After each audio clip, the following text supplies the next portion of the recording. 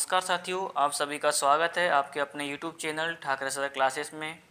दोस्तों, आज हम देखेंगे अपने जो 2018 में 23 तारीख 7वां महीने को जो एग्ज़ाम हुआ था टेस्टिंग असिस्टेंट का, टीए का, एमपीबी का। दोस्तों हम इसका इलेक्ट्रिकल पार्ट देखेंगे इसमें कि इलेक्ट्रिकल के इसमें जो इस टाइम में इस पेपर में कौन से क्वेश्चन किए गए थे, ताकि हम भविष्य में यदि कोई इलेक्ट्रिकल एग्जाम देते हैं जहाँ कि हम इस क्वेश्चन को यहाँ से लाभ ले सके, किस तरह से क्वेश्चन आते हैं, या हो सके तो कुछ एग्ज़ाम के जो क्वेश्चन हैं यहाँ के वहाँ शिफ्ट भी होते दोस्तों। तो चलिए दोस्तों, हम अपना आज का एग्ज़ाम शुरू करते दोस्तों। क्वेश्चन पेपर इसमें दोस्तों 75 क्वेश्चन हैं, जो कि फर्स्ट में जो है आपके इलेक्ट्रिकल के हैं, टेक्निकल के, और इसके बाद जो 25 क्वेश्चन है वो नॉन टेक के दोस्तों। तो चलिए दोस्तों, हम इसका टेक्निकल पार्ट्स देखते हैं। इसमें क्वेश्चन नंबर फर्स्ट है, इसमें कोष प्रारूप यानी सेल टाइप के छोटे ट्रांसफार्मर में सामान्यतः खालिस्तान प्रकार के क्रोड प्रयुक्त होते हैं। देखिए, यहाँ सेल टाइप की बात आती है, वहाँ पर जो है जो उसमें कोर लगी होती है दोस्तों, वो होती है आपकी E&I प्रकार की।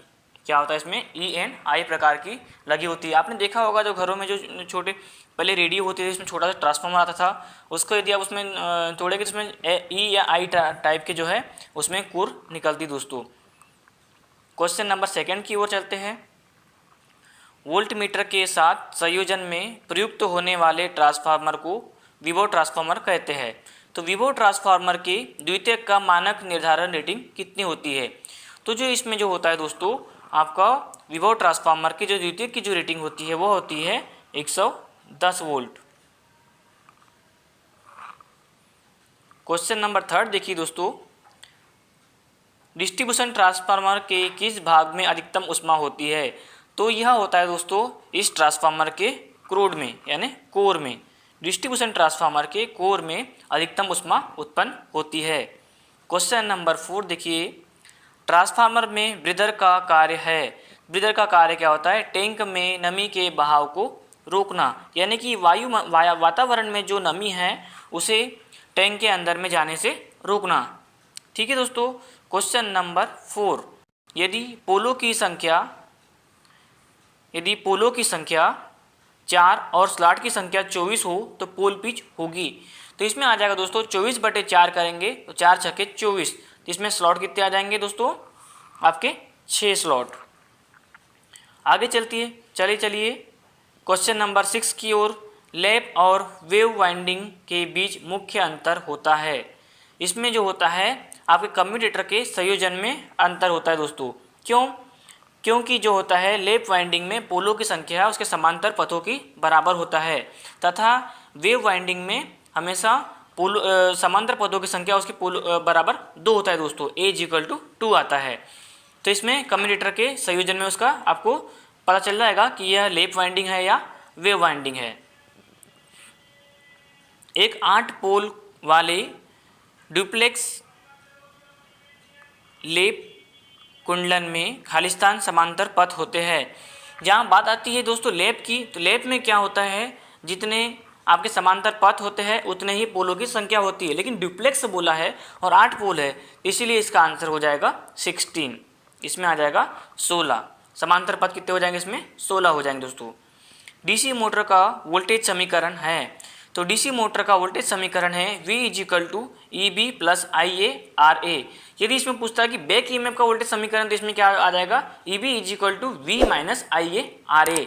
तो इसका आंसर आ जाएगा आपका पहला इसमें, क्योंकि वोल्टेज समीकरण पूछा हुआ है। अब हम चलते हैं आपकी क्वेश्चन नंबर 9 की ओर। तापमान बढ़ने के साथ कार्बन का प्रतिरोध। तापमान जो होता है आपका बढ़ने के साथ साथ कार्बन का प्रतिरोध जो है घटता है। यह जो कार्बन होता है यह ब्रशों में उपयोग किया जाता है दोस्तों। तो यह एक अपवाद आपका यह है जो कि इसमें तापमान बढ़ने के साथ साथ इसका प्रतिरोध घटता है, लेकिन बाकी में जो आपके जो कंडक्टर्स है उसमें जो होता है आपका तापमान बढ़ने के साथ साथ बढ़ता है, लेकिन कार्बन ऐसा एक अपवाद है जिसमें कि तापमान बढ़ने पर इसका प्रतिरोध घटता है, जो कि इसका उपयोग करते हैं अपन स्लिप ब्रश बनाने के लिए। आगे देखिए क्वेश्चन नंबर 10, खालिस्तान प्रकार की वॉशिंग मशीन में कपड़े को धोने के लिए खुद ड्रम घूमता है। तो इसमें ड्रम घूमता है, वह जो वॉशिंग मशीन होती है वो आती है टम्बलर प्रकार की आती है। इसका आंसर आ जाएगा C, टम्बलर टाइप का। क्वेश्चन नंबर 11 देखिए, निम्नलिखित में से किसके कारण स्टील को चुंबकित करना कठिन होता है? तो यह होता है लो पारगम्यता यानी निम्न पारगम्यता, लो परमेबिलिटी। यदि जिस किसी मेटल की जो परमेबिलिटी है यदि कम है तो उसको अपने को चुंबकित करना कठिन हो जाएगा। ठीक है दोस्तों, आगे चलिए क्वेश्चन नंबर 12 की ओर। किसी पदार्थ की चुंबकीय पारगम्यता का अर्थ है, उसका अर्थ यह है कि बल की चुंबकीय रेखाओं के लिए सामग्री की चालकता, यानी जो अपन जो जिस पदार्थ को जो चुंबकित कर रहे हैं तो उसमें जो उसकी सामग्री है उसकी चुंबकीय में पारगम्यता कितनी है, तो उसमें आ जाएगा बल की चुंबकीय रेखाओं के लिए सामग्री की चालकता। इसका आ जाएगा पहला ही ऑप्शन ए टाइप ए आ जाएगा दोस्तों इसका। अब चलते हैं हम लोग क्वेश्चन नंबर 13 की ओर। डिस्टकारी का मूल कार्य खालिस्तान होता है, यानी रेक्टिफायर का मेन कार्य क्या है? एसी को डीसी में बदलना। क्वेश्चन नंबर 14 देखिए, अंतवर्तक इन्वर्टर परिपथ का प्रयोग खालिस्तान में बदलने के लिए होता है। जहां इन्वर्टर की बात आती है वहां पर आ जाता है आपको डीसी वोल्टेज को एसी वोल्टेज में परिवर्तित करना, लेकिन जहां रेक्टिफायर की बात आती है तो वहां पर एसी को डीसी में बदलने के लिए रेक्टिफायर एंड डीसी को एसी में बदलने के लिए इन्वर्टर, एसी को डीसी में बदलने के लिए रेक्टिफायर एंड डीसी को एसी में बदलने के लिए इन्वर्टर का उपयोग किया जाता है। क्वेश्चन नंबर 15 देखिए, ट्रांसफार्मर का प्रयोग खालिस्तान को स्थानांतरित करने के लिए किया जाता है। तो ट्रांसफार्मर का जो उपयोग होता है वोल्टेज एवं धारा को स्थानांतरित करने के लिए इसका उपयोग किया जाता है। क्वेश्चन नंबर 16 देखिए, ट्रांसफार्मर में गुंजन का मुख्य कार्य होता है। तो इसका जो मुख्य कारण होता है चुंबकीय विरूपण या मैग्नेटो स्ट्रिक्शन की वजह से ट्रांसफार्मर हमिंग करता है। क्वेश्चन नंबर 17 देखिए दोस्तों, आप ये देख रहे हो कि इसमें ट्रांसफार्मर से बहुत सारे क्वेश्चन आए हैं, तो आपको यह सोच लेना है कि अपने को ट्रांसफार्मर वाला जो चैप्टर है वह बहुत अच्छे से अपने को तैयार करना है, और इसमें जो है उसके छोटे छोटे ही क्वेश्चन पूछे गए हैं सरल वाले दोस्तों। अब देखिए, ट्रांसफार्मर खालिस्तान चलते हैं तो इसका क्या आ जाएगा? लोड शक्ति गुणक पर आधारित शक्ति गुणम पावर फैक्टर, मतलब लोड के पावर फैक्टर पर यह ट्रांसफार्मर चलता है दोस्तों कि आपका लोड किस टाइप का है। दीप्त ल्यूमिनस फ्लक्स की एसआई इकाई होती है ल्यूमेन, इसका आंसर आ जाएगा पहला ही ल्यूमेन। आपने देखा होगा ये अपना तीसरा आज का एग्जाम का पेपर है दोस्तों। सबसे पहले हमने देखा था ट्रेनिंग ऑफिसर का, इसके बाद देखा लाइन अटेंडेंट का, और अपना तीसरा है टेस्टिंग असिस्टेंट का। इन तीनों में जो है सिंपल क्वेश्चन पूछा गया है, लेकिन आपने देखा होगा कि इसमें कुछ क्वेश्चन सिमिलर आ रहे हैं, मतलब जो क्वेश्चन उन दोनों एग्जाम में पूछे गए कुछ क्वेश्चन यहाँ पर भी आ रहे हैं। तो दोस्तों उम्मीद ये रहती है कि आपकी जो नेक्स्ट एग्जाम देने वाले हो कुछ क्वेश्चन सेम यहाँ के वहाँ फंसे, ये इसलिए आपको कुछ जो आपके जो प्रीवियस ईयर के एग्ज़ाम हैं उसके आपको एक क्लास लगा के जरूर जाना दोस्तों, ताकि आपको इससे और बेनिफिट हो सके। ठीक है दोस्तों, और आप इस वीडियो को बिल्कुल भी स्किप ना करें, इसे कंटिन्यू देखते रहे। हो सकता हो आपका जो काम का क्वेश्चन हो वो इससे आगे न निकल जाए। और आप यदि इस चैनल पे नए हैं तो पहले इस चैनल को सब्सक्राइब कर लीजिए और फिर कंटिन्यू इस चैनल पे देखते रहिए दोस्तों। अब चलते हैं हम लोग क्वेश्चन नंबर 19 की ओर। सोडियम वेपर लैंप की आंतरिक निस्सरण नालिका यानी डिस्चार्ज ट्यूब के अंदर खालिस्तान गैस होती है। तो सोडियम वेपर लैंप के अंदर होती है नियॉन गैस। ये आ गया इल्यूमिनेशन का एक क्वेश्चन। सोडियम वेपर लैंप के अंदर कौन सी उसके जो डिस्चार्ज ट्यूब होती है उसके अंदर में कौन सी गैस होती है? तो नियॉन गैस भरी हुई होती है। क्वेश्चन नंबर 20 देखिए, गैस से भरा टंगस्टन तंतु लैंप किस तापमान कार्य करता है? तो जो टंगस्टन की बात आती है, जो टंगस्टन का जो फिलामेंट होता है वह हेवी आपका तापमान पर कार्य करता है, इसलिए इसका आ जाएगा 2300 डिग्री सेल्सियस। जो टंगस्टन का फिलामेंट होता है, आपके घरों में जो पुराने वाले जो बल्ब हुआ करते थे जो 10 रुपये में मिलते थे पहले, उसके अंदर जो फिलामेंट रहता है वो टंगस्टन का आता है। क्वेश्चन नंबर 21 देखिए, यदि हम घूर्णक यानी रोटर परिपथ में बाह्य परिपथ जोड़ दे तो क्या होगा? यदि हम जो रोटर परिपथ है जो कि स्लिपरिंग रोटर रहती है, मोटर रहती है, तो उसमें रोटर के परिपथ में यदि बाह्य प्रतिरोध जोड़ दिया जाता है तो क्या होता है? उसका आरंभिक बल आघूर्ण बढ़ जाता है, जो आरंभिक टार्क होता है वो बढ़ जाता है। लेकिन जो उसका बाद में जो इस पर रनिंग होती है वो उसका अपरिवर्तित रहता है, इसलिए इसका आंसर आ जाएगा सेकेंड। आरंभिक बल आघूर्ण में वृद्धि होगी लेकिन अधिकतम बल आघूर्ण परिवर्तित नहीं होगा। अब देखिए नेक्स्ट क्वेश्चन, 3 फेज प्रेरण मोटर के 2 मुख्य भाग है। तो इसमें स्टेटर और रोटर इसके 2 मुख्य भाग है, क्योंकि स्टेटर और फील्ड ये इसमें नहीं है, वो जनरेटर में आते हैं। ठीक है दोस्तों, आगे चलिए क्वेश्चन नंबर 23 की ओर। एकल फेज मोटर को चलाने वाले फ्रैक्शनल हार्स पावर ये आते FHP संधारित्र कैपेसिटर की आरंभिक धारिता, इसका आंसर आ जाएगा आपका 300 माइक्रोफैराड। सॉरी, इसका आ जाएगा आपका 300 माइक्रोफैराड। आगे देखिए क्वेश्चन नंबर 24, समान अश्वशक्ति हार्स पावर की मोटर और बल आघूर्ण टार्क लोड के लिए एकल फेज प्रेरण मोटर का स्लिप रिंग 3 फेज प्रेरण मोटर के से अधिक होगा। क्या बोल रहा है, यदि सेम यदि हार्स पावर की मोटर है एक सिंगल फेज की और 3 फेज की, तो इसमें क्या बोल रहा है कि मोटर का स्लिप ज़्यादा होगा। तो भैया जब 3 फेज मोटर है और सिंगल फेज मोटर है, स्वाभाविक सी बात है कि सिंगल फेज मोटर का टॉर्क कम होगा और 3 फेज का ज़्यादा होगा। तो जो 3 फेज से मोटर से जो होगा सिंगल फेज की जो स्लिप होगी उसमें ज़्यादा आएगी। तो इसका आंसर आ जाएगा सी, थर्ड। क्वेश्चन नंबर 25, 2 वे सिंगल पोल स्विच खालिस्तान से संयोजन को नियंत्रित करता है।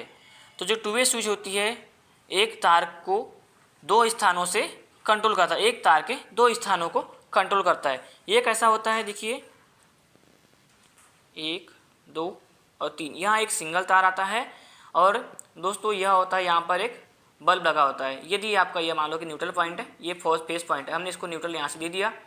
यदि अपन बटन को इधर चालू करेंगे तो ये बल्ब यहाँ से चालू हो जाएगा, और यदि अपन बटन को यहाँ चालू करते हैं तो यही लैंप यहाँ से चालू हो जाएगा। यानी एक तार के 2 स्थानों से इसको कंट्रोल कर सकते हैं अपन। क्वेश्चन नंबर 26, घर की वायरिंग में प्रयुक्त लूपिंग और लूपिंग आउट पद्धति में फेज वायरिंग खालिस्तान से लूप्ड इन और लूप्ड आउट होती है। आपने देखा होगा जब घरों की वायरिंग की जाती है तो स्विच बोर्ड से ही उसके loop in and looped out किए जाते हैं, इसलिए इसका आंसर आ जाएगा स्विच। आगे देखिए क्वेश्चन नंबर 27, यदि Q आवेश और C संधारित्र कैपेसिटर की क्षमता हो तो संधारित्र में संचित हुई ऊर्जा होगी। इसका आंसर आ जाएगा चौथा, Q² = 2C। ये आ गया इसका आंसर। आगे चलती है क्वेश्चन नंबर 28 की ओर। एक तुल्यकालिक मोटर के तुल्यकालिक गति पर चलने का कारण क्या होता है। जो सिंक्रोनस मोटर होती है वो सिंक्रोनस स्पीड पे चलती है, लेकिन उसका मुख्य कारण यह होता है कि जो उसका स्टेटर और रोटर के पोलों के बीच चुंबकीय अधिबंधन यानी चुंबकीय लॉक ऑन होता है।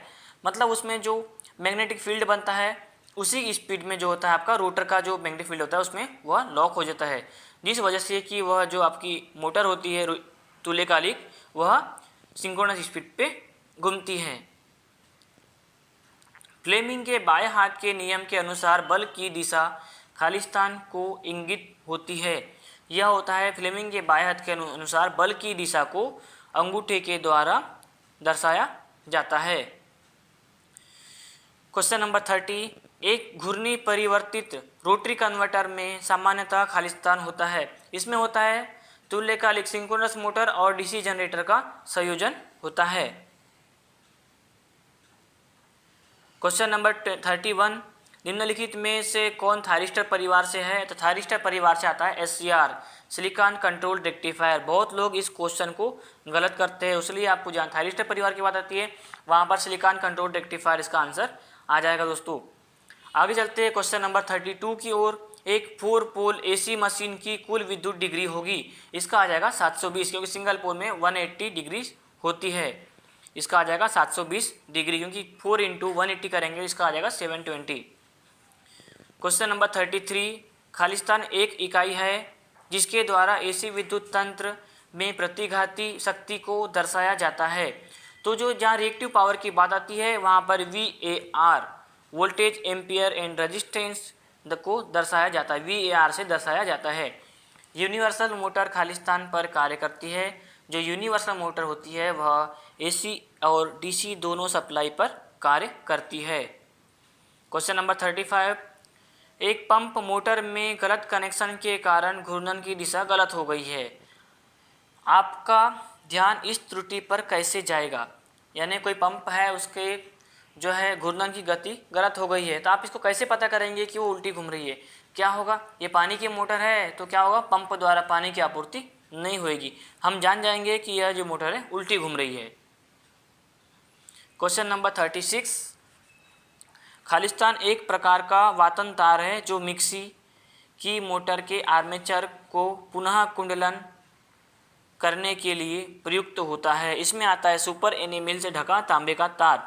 जो इसमें जो आर्मेचर में वाइंडिंग होता है, तो वो जिस तार से वाइंडिंग होती है उस तार को कहते हैं सुपर एनीमिल से ढका तांबे का तार। क्वेश्चन नंबर 37 देखिए, निम्नलिखित में से कौन सा पदार्थ अनुचुंबकीय है? तो अनुचुंबकीय होता है एल्यूमिनियम, क्योंकि लोहा चुंबकीय तो लोहा रहता है। संयोजन कॉम्बिनेशन प्लायर यानी पेंचिस, गांव की भाषा में अपन यदि कहा जाए तो जो प्लायर होती है खालिस्तान के लिए प्रयुक्त नहीं होते हैं। यहाँ पर ज़्यादातर लोग ये छोटे से एक वर्ड नहीं और हाँ के बीच में ही कन्फ्यूज हो जाते हैं, तो इसके लिए इसका उपयोग काटने में कर सकते हैं, तार को मोड़ने में कर सकते हैं, या फिर तारों को पकड़ने के लिए इसका उपयोग कर सकते हैं। लेकिन इसका उपयोग पीटने के लिए नहीं कर सकते, क्योंकि पीटने के लिए हम लोग इसका उपयोग करते हैं हैमर का या हथौड़ी का।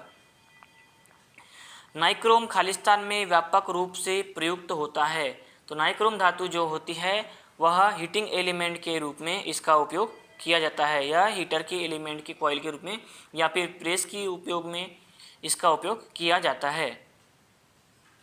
क्वेश्चन नंबर 40, यदि 30 ओम, 15 ओम तथा 5 ओम के 3 प्रतिरोध समानांतर में जुड़े हो तो उनका संयुक्त प्रतिरोध खालिस्तान होगा। तो दोस्तों यह बात कर रहा है इसके RT यानी टोटल रेजिस्टेंस की। तो आपको एक शॉर्ट ट्रिक द्वारा इसको याद कर लेना है कि यदि यहाँ पर 3 प्रतिरोध की बात की जा रही है और तीनों का प्रतिरोध यदि डिफरेंट है तो क्या होगा, इसमें जो सबसे छोटा प्रतिरोध होगा हमेशा इसका जो RT यानी टोटल रेजिस्टेंस आएगा उसके छोटे प्रतिरोध से भी कम आएगा। तो इसका आग बंद करके इसका तो ऑप्शन लगा देना है 4, 5 ओम से भी कम, क्योंकि इसमें सबसे छोटा जो ऑप्शन है 5 ओम है, इसलिए इसका आंसर आ जाएगा 5 ओम से कम। इसको इतना निकालने की जरूरत नहीं, आप निकाल भी लेंगे तो आपका आंसर 5 ओम से कम ही आना है। शुद्ध प्रेरकत्व प्योर इंडक्टेंस AC परिपथ में यह होता है लैगिंग पावर फैक्टर होता है। जहाँ प्योर इंडक्टेंस की बात आ जाती है तो धारा और वोल्टेज के 90 अंश पश्चगामी होती है, यानी जो करंट होती है वह वोल्टेज से 90 अंश लैग कर जाती है। और जहाँ पर प्योर रेजिस्टिव की बात आती है तो वहाँ पर धारा जो होती है वोल्टेज से 90 अंश लीड करती है। यहाँ पर आपके 2 क्वेश्चन बन जाते हैं दोस्तों। प्रेरकत्व इंडक्टेंस की SI इकाई हेनरी है और प्रेरणिक प्रतिघात की SI इकाई क्या होगी? तो यह बोल रहा है कि जब प्रेरकत्व इसकी इकाई हेनरी है सभी जान रहे हैं, लेकिन प्रेरणिक प्रतिघात यानी यह ओम की बात कर रहा है, रेजिस्टेंस की यानी प्रतिबाधा की, तो इसकी इकाई हो जाएगी ओम। एक श्रेणी परिपथ का शक्ति गुणांक खालिस्तान के अनुपात में होता है, तो इसका आ जाएगा R/Z, प्रतिरोध बटे इसका आ जाएगा Z, इसका आ जाएगा अपना नंबर 3। ये से आपको इस सूत्र को याद कर लेना है कि जहाँ पावर फैक्टर का गुणांक की बात आ जाती है तो उसका अनुपात होता है R/Z। क्वेश्चन नंबर 44, किसी श्रेणी परिपथ में प्रतिबाधा का मान खालिस्तान के बराबर होता है। इसका पूछ रहा है, इम्पीडेंस की बात कर रहा है, Z = R² प्लस X² होता है यानी रिएक्टेंस, तो इसका आ जाएगा ये चौथा इसका ऑप्शन आ जाएगा दोस्तों। 3 फेज संतुलित परिपथ में 2 वाट मीटर विधि द्वारा शक्ति मापन करने के लिए यदि 1 वाट मीटर ऋणात्मक रीडिंग दे रहा है तो इसका अर्थ है कि लैग कोण है, तो लैग कोण होगा 60 से अधिक। यदि आपके पहले मीटर में यदि रीडिंग ऋणात्मक दिखा रहा है तो दूसरे मीटर जो है आपका यह 60 से अधिक, इसका आंसर आ जाएगा। क्वेश्चन नंबर 46, आर्मेचर कुंडलन में 2 संलग्न ध्रुवों के मध्य दूरी को कहा जाता है, यानी 2 पास के पोलों के बीच को कहा जाता की दूरी को कहा जाता है, इसे कहते हैं पोल पिच। एकदम सरल क्वेश्चन है। क्वेश्चन नंबर 47, सबसे अधिक प्रयुक्त होने वाला द्वितीयक सेल, यह इसका आ जाएगा आंसर लेड एसिड सेल। जो अपन गाड़ी की बैटरी में इसका उपयोग करते हैं या इन्वर्टर में इसका बैटरी का उपयोग करते हैं, यह आ जाएगा लेड एसिड सेल। बैटरी का इलेक्ट्रोड विद्युत का महत्तम उत्तम जो है संवाहक होना चाहिए, यानी जो बैटरी का इलेक्ट्रोड है वह उत्तम संवाहक या अच्छा कंडक्टर होना चाहिए। क्वेश्चन नंबर 49, अम्ल के आपेक्षिक घनत्व को खालिस्तान की सहायता से जाना जाता है, तो इसका आ जाएगा हाइड्रोमीटर। हाइड्रोमीटर के द्वारा जो होता है अम्ल यानी कि इलेक्ट्रोलाइट के आपेक्षिक घनत्व को मापा जाता है। यदि आप किसी बैटरी का आपेक्षिक घनत्व माप रहे हैं तो उसका में यदि 1280 रीडिंग दिखा रहा है, इसका मतलब कि वह बैटरी फुल चार्ज है। दोस्तों हम इस क्वेश्चन के साथ साथ आपके उस क्वेश्चन के यहाँ किए जा रहे हैं जो आपके एग्जाम में पूछे जाते हैं। क्षेत्र तीव्रता की एसआई इकाई है फील्ड इंटेंसिटी, इसका आ जाएगा न्यूटन प्रति कूलाम। फील्ड इंटेंसिटी की इकाई होती है न्यूटन प्रति कूलाम। क्वेश्चन नंबर 51, 100 माइक्रोफैराड के 3 संधारित्र श्रेणी में जुड़े हुए हैं, तुल्य धारिता इक्विवेलेंट कैपेसिटेंस खालिस्तान होगी, इसका आ जाएगा 33.33। इसका आ जाएगा ऑप्शन 3। इसका जो आ जाएगा दोस्तों श्रेणी में जुड़ा है तो इसका आ जाएगा 1/CT = 1/C1 + 1/C2 + 1/C3। तो इसमें अपन इसके मान पुट करके इसका आंसर निकालेंगे तो आपका 33.33 आ जाएगा। क्वेश्चन नंबर 52 देखिए दोस्तों, हम यदि क्वेश्चन हल करेंगे तो अपने को इसमें समय बहुत लग जाएगा और आपकी वीडियो बहुत लंबी हो जाएगी, इसलिए अपन इसे जल्दी और ज़्यादा अच्छे से करने की कोशिश करेंगे। दोस्तों रेडियो में वृंद संघनित्र गैंग कंडेंसर खालिस्तान का एक प्रकार है, तो यह जो होता है वायु संधारित्र एयर कैपेसिटर का एक प्रकार है। जो गैंग कैपेसिटर होता है वह वायु कैपेसिटर यानी एयर कैपेसिटर का एक प्रकार है। क्वेश्चन नंबर 53, संधारित्र की प्लेट के आवेश को किस समीकरण द्वारा दर्शाया जाता है, यह आ जाएगा Q = CV। Q = CV, इसका आंसर आ गया। विद्युत ट्रांसफार्मर का मुख्य कार्य खालिस्तान होता है AC वोल्टेज को बढ़ाना या घटाना, यह इसका आंसर कोई भी दे सकता है। क्वेश्चन नंबर 55, निम्नलिखित में से कौन से ह्रास ट्रांसफार्मर में घटित नहीं होते लेकिन घूर्णी विद्युत मशीन में होते हैं, तो यह होता है घर्षण लॉस, क्योंकि ट्रांसफार्मर में घूमने वाला ऐसा कोई भी पार्ट नहीं होता जिससे कि यह लॉस हो। यह जो लॉस होते हैं आपके मोटर या जनरेटर में होते हैं या अल्टरनेटर में होते हैं। 3 फेज लोड द्वारा ली गई शक्ति को इस समीकरण द्वारा दर्शाया जाएगा, इसका आ जाता है √3 VLIL cos φ। जहाँ अपने को 3 फेज का लोड निकालना हो वहाँ पर जो होता है P = √3 VLIL cos φ, इसका आंसर आ जाता है। क्वेश्चन नंबर 57, खालिस्तान का मापक केवल दिष्ट धारा यानी डायरेक्ट करंट को मापने के लिए प्रयुक्त होता है, इसमें आ जाएगा permanent magnet type. Permanent magnet type के जो उपकरण होते हैं वह ओनली एंड ओनली DC को मापने के लिए इसका उपयोग किया जाता है, ये आप अपने दिमाग में बिठा लीजिए। लेकिन मूविंग आयरन टाइप के जो होता है AC और DC दोनों टाइप के यंत्र को जो ऊर्जा को मापता है। DC एमीटर की रेंज बढ़ाने के लिए खालिस्तान प्रयुक्त किया जाता है, तो DC एमीटर की रेंज को बढ़ाने के लिए क्या करेंगे हम, उसके जो आपका जो मेन उसमें रेजिस्टेंस है उसमें एक शंट प्रतिरोध का उपयोग करेंगे अधिक मान का, तो इसमें क्या होगा हम उसके एमीटर की रेंज को बढ़ा सकते हैं। आगे देखिए question number 59, mega ohm meter को विशेष रूप से खालिस्तान को मापने के लिए डिजाइन किया गया है, तो जो मेगा ओम यानी कि जहाँ बात की जाती है वहाँ पर अत्यधिक उच्च प्रतिरोध की बात आ जाती है दोस्तों। तो मेगा ओम मीटर का जो उपयोग होता है अत्यधिक उच्च प्रतिरोध को मापने के लिए इसका उपयोग किया जाता है। क्वेश्चन नंबर 60, निम्नलिखित में से किस एमीटर का प्रयोग केवल प्रत्यावर्ती धारा के मापन के लिए होता है, तो इसमें इंडक्शन टाइप के जो मीटर का उपयोग किया जाता है यह केवल प्रत्यावर्ती धारा के मापन में इसका उपयोग किया जाता है। जब सल्फ्यूरिक अम्ल में पानी मिलाते हैं तो यह अत्यधिक ऊष्मा पैदा करता है। जब सल्फ्यूरिक अम्ल में पानी मिलाते हैं तो इसमें क्या होगी, अत्यधिक ऊष्मा उत्पन्न होगी। इसका आंसर आ जाएगा सेकेंड वाला। Question number 62, sodium vapour lamp का प्रज्वलन वोल्टेज होता है, यह इसका जो प्रज्वलन वोल्टेज होता है 400 से 600 वोल्ट के बीच होता है। क्वेश्चन नंबर 63, निर्वात की अपेक्षित पारगम्यता खालिस्तान होती है, तो निर्वात में जो अपेक्षित पारगम्यता होती है वह 1 होती है, यानी इकाई 1 होता है इसका आंसर। चुंबकीय वाहक बल की इकाई खालिस्तान होती है, विद्युत वाहक बल की जो इकाई होती है, चुंबकीय मैग्नेटोमोटिव फोर्स की जो इकाई होती है वह होती है एम्पियर टर्न। इसका आ जाएगा सेकेंड आंसर।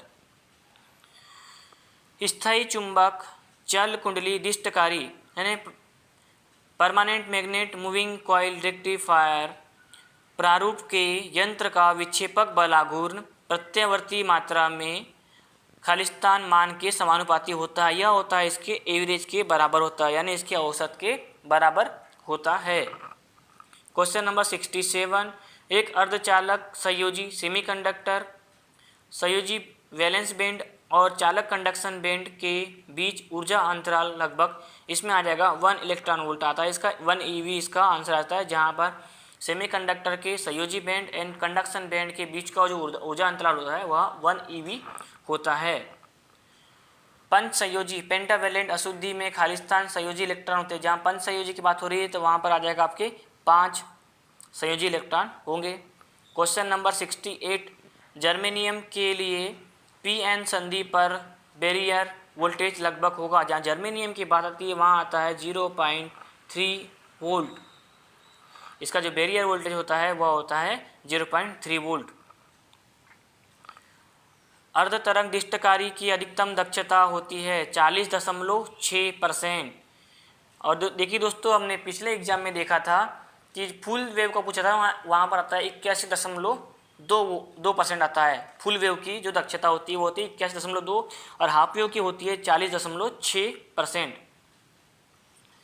जीनर डायोड का प्रयोग मुख्यतः खालिस्तान के तौर पर किया जाता है, तो जीनर डायोड का जो उपयोग किया जाता है वोल्टेज रेगुलेटर के रूप में इसका उपयोग किया जाता है।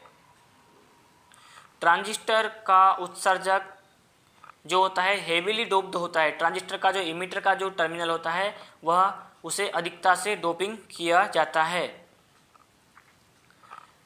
एक ट्रांजिस्टर में खालिस्तान होता है तो 1 IE = IC + IB, यानी इमीटर = कलेक्टर + बेस, दोनों के इसमें इसका आ जाएगा IE = IC + IB।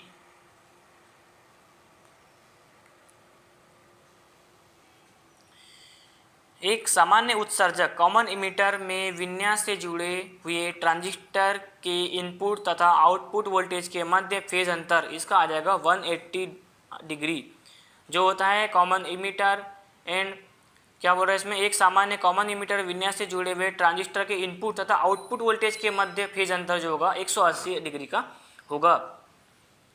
Question number 74, निम्नलिखित में से क्या AC को DC में बदलने की विधि नहीं है, तो इसमें है मोटर जनरेटर सेट द्वारा भी अपन AC को DC में बदल सकते हैं, रोटरी कन्वर्टर द्वारा भी बदल सकते हैं, मेटल रेक्टिफायर के द्वारा भी बदला जा सकता है, लेकिन इन्वर्टर के द्वारा जो होता है इसमें क्या होता है दोस्तों, DC को AC में परिवर्तित किया जाता है, लेकिन AC को DC में बोला है इसलिए इसका आंसर आ जाएगा इन्वर्टर।